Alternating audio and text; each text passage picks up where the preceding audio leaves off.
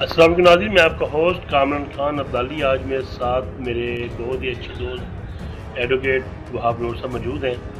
تو میں آپ کے ساتھ بات کروں گا پچھلے دنوں میں ایک سٹوری، ایک کیس کا۔ آپ کو پتہ ہوگا کہ وہاب صاحب ایک مشہور شخصیت ہیں، ان کو اب بچہ بچہ جانتا ہے کہ یہ وہ ایڈوکیٹ ہیں، یہ وہ بہاری شہر کے واحد وکیل ہیں جو ان یتیم بچیوں کے سہارا بنے، جن کا سہارا کوئی بھی نہیں تھا، ان کو ایک سہارے کی ضرورت تھی۔ اس ٹائم ان کا کیس وہاب نور صاحب نے پکڑا اور فری امان اللہ وہ کیس انہوں نے ہینڈل کیا، اور الحمدللہ مرکزی ملزم جو تھا اسے سزا بھی دلوائی، اور سزائے موت، ایسی ہے بھی سزائے موت اسے دلوائی۔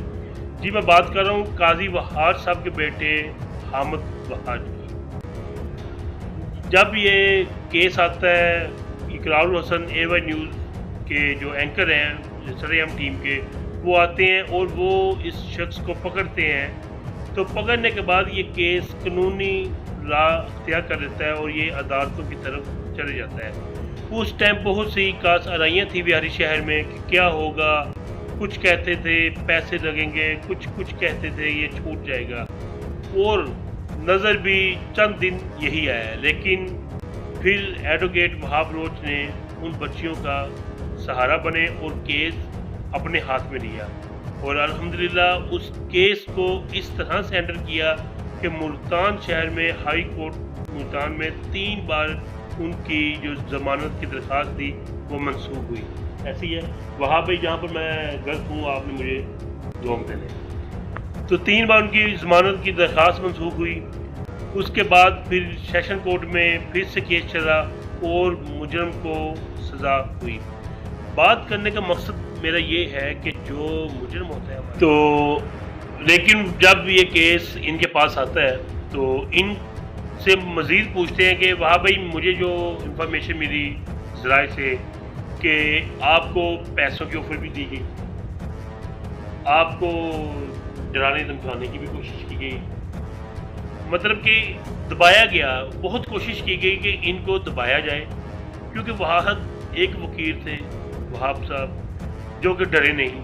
ان کو بہت امید تھی، جو مخالف پارٹی تھی ان کو بہت امید تھی کہ جی یہ نیا ینگ وکیل ہے، یہ کیا کر لیں گے۔ نہیں، وہاب نور صاحب نے بتایا کہ آپ کی یہ غلط فہمی ہے، جن بچیوں کے ساتھ میں کھڑا ہوا ہوں وہ ایک نہیں ہے، وہاب روچ ایک نہیں ہے، وہاب روچ 11 ہے۔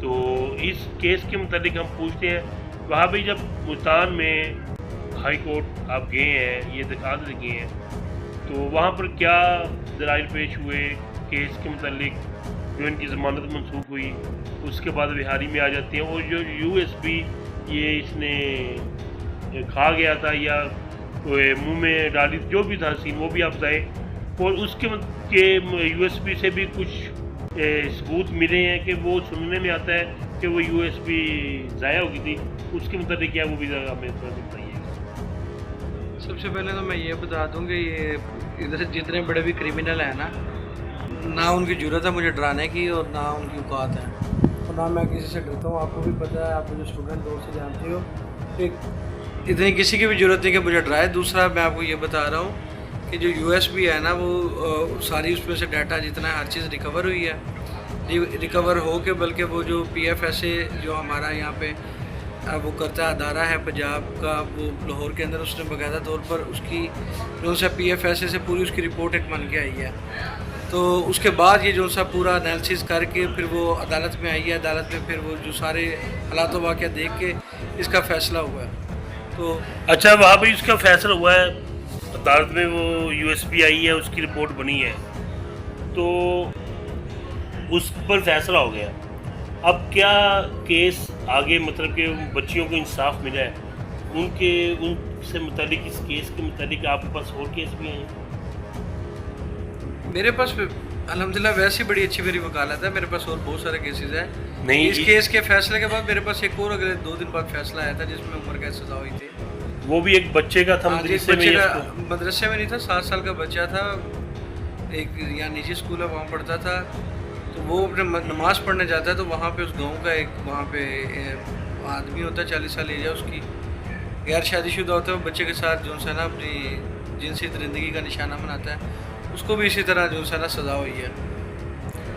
مطلب کہ 2 کیس آپ نے 2-3 دنوں میں ایک آگے پیچھے؟ ہاں جی 3 کیس, 2 یہ حامد کے تھے جس کے اندر ایک کیس کے اندر آصف تارڑ تھا اور ایک اکیلا حامد تھا, یہ کیس تھے, اور ایک وہ بچے کا کیس تھا. حامد تارڑ صاحب جو جن کو سزا 2 سال کی ہوئی ہے, آصف تارڑ اس کا نام ہے, 2 سال سزا ہوئی ہے اور جرمانہ بھی ساتھ. ان کا مطلب ان کو سزا کم کیوں ہوئی ہے؟ اس کا جو سا رول تھا نا, اس کا ایکسٹورشن کی حد تک ہوتا ہے. ایکسٹورشن مطلب ہوتا ہے کہ بطہ خوری. وہ ایک FI ہے ملازم, وہ کہتا ہے جی میں ملازم ہوں پولیس والا, میں آپ کی ویڈیوز ڈیلیٹ کر دوں گا. مطلب ایک یہ پورا گروپ تھا نا, وہ لڑکیوں کو اس نہج پہ لانے کی کوشش کرتے تھے تاکہ یہ ان کو ایسا لگے کہ اس کے علاوہ کچھ اب ہو ہی نہیں سکتا, اب ان کے مطابق چلنا. تو وہ کہتا تھا مجھے پیسے دو, میں ویڈیوز ڈیلیٹ کروا دوں گا. تو اس کی جو تھی بتہ خوری تھی, ایکسٹورشن تھی.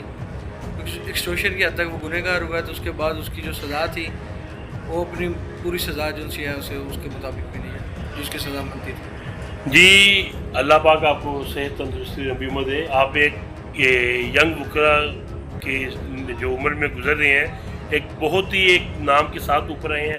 اللہ پاک آپ کا یہ نام بھی ایسے رکھے.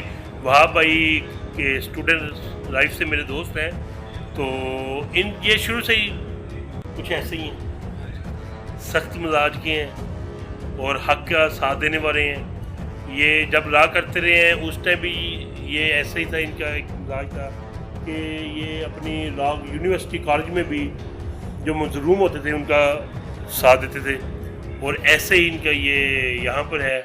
اور یہ کیس اس مہنگائی کے دور میں free Aman Ullah case, free of cost ہے یار یہ وہاں پہ یہ بڑی بات ہے یار. ہاں جی, کوئی مسئلہ نہیں, ہوتا رہتا ہے. میرے پاس اور جو سے کیس ہے ان میں سے اللہ تعالیٰ بہت دے دیتا ہے, نواز دیتا ہے. ویسے بھی میرا جو وکالت سے پیسہ کمانا مقصد نہیں ہے. میں ایک اچھی میرا ذمہ دار فیملی سے تعلق ہے, میرے والد صاحب کا بزنس بھی ہے.